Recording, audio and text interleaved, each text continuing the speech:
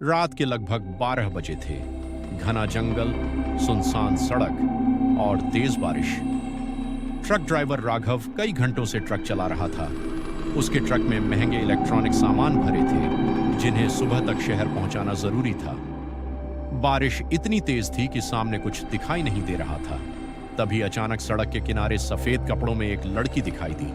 उसके लंबे काले बाल चेहरे पर चिपके हुए थे। राघव ने ब्रेक लगाया। भैया, मुझे आगे वाले गांव तक छोड़ दीजिए, लड़की ने धीमी आवाज में कहा। राघव थोड़ा डर गया, लेकिन इंसानियत के नाते उसने उसे ट्रक में बैठा लिया। लड़की चुपचाप खिड़की के बाहर देखती रही। पूरा रास्ता उसने एक भी शब्द नहीं बोला। कुछ देर बाद राघव ने पूछा, तुम इतनी रात में यहां क्या कर रही थी? लड़की धीरे से बोली, मैं अपने घर जा रही हूं। उसकी आवाज सुनकर राघव को अजीब डर महसूस हुआ। थोड़ी देर बाद लड़की ने सामने इशारा किया, मुझे यहां उतार दीजिए। राघव ने ट्रक रोका, लेकिन जैसे ही उसने दूसरी तरफ देखा, लड़की गायब थी। ये कहां गई? राघव घबरा गया। तभी उसकी नजर सीट पर पड़ी। वहां पानी से भीगा हुआ एक पुराना लॉकेट पड़ा था। राघव ने तुरंत ट्रक आगे बढ़ा दिया। उसका दिल जोर जोर से धड़क रहा था। करीब आधे घंटे बाद उसे एक छोटा ढाबा दिखाई दिया। वह तुरंत वहां रुका। ढाबे वाले ने पूछा, क्या हुआ भाई, बहुत डरे हुए लग रहे हो? राघव ने पूरी बात बता दी। ढाबे वाले का चेहरा अचानक सफेद पड़ गया। वह धीरे से बोला, क्या उस लड़की ने सफेद कपड़े पहने थे और लंबे बाल थे? राघव ने घबराकर कहा, हाँ, आपको कैसे पता? ढाबे वाला कांपती आवाज में बोला, भाई, 5 साल पहले उसी सड़क पर एक लड़की की एक्सीडेंट में मौत हो गई थी। लोग कहते हैं उसकी आत्मा आज भी रात में लिफ्ट मांगती है।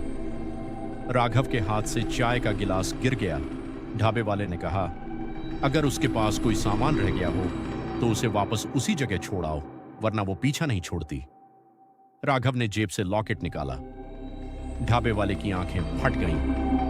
ये उसी लड़की का लॉकेट है। अब राघव पूरी तरह डर चुका था, लेकिन मजबूरी में वह वापस उसी सड़क पर गया।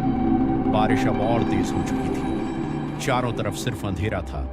राघव कांपते हाथों से ट्रक से उतरा और लॉकेट सड़क किनारे रख दिया। तभी पीछे से किसी लड़की की आवाज आई, मेरा लॉकेट वापस करने के लिए धन्यवाद। राघव धीरे धीरे पीछे मुड़ा। वही लड़की उसके पीछे खड़ी थी, लेकिन इस बार उसका चेहरा पूरी तरह जला हुआ था। आंखें काली और होठों पर डरावनी मुस्कान। राघव चीख पड़ा। अचानक लड़की हवा में गायब हो गई। राघव भागकर ट्रक में बैठा और तेजी से ट्रक दौड़ा दिया। लेकिन कुछ किलोमीटर बाद ट्रक अपने आप बंद हो गया। सड़क के बीचों बीच वही लड़की खड़ी थी। इस बार उसकी आवाज गुस्से से भरी थी, तुमने देर कर दी। अचानक ट्रक का दरवाजा अपने आप खुल गया। राघव नीचे गिर पड़ा। उसे महसूस हुआ जैसे किसी ने उसका पैर पकड़ लिया हो। वह पूरी ताकत से चिल्लाया, मुझे छोड़ दो। तभी दूर से मंदिर की घंटियों की आवाज आने लगी।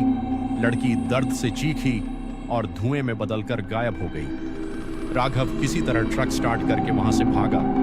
अगली सुबह उसने नौकरी छोड़ दी, लेकिन कहानी यहीं खत्म नहीं हुई।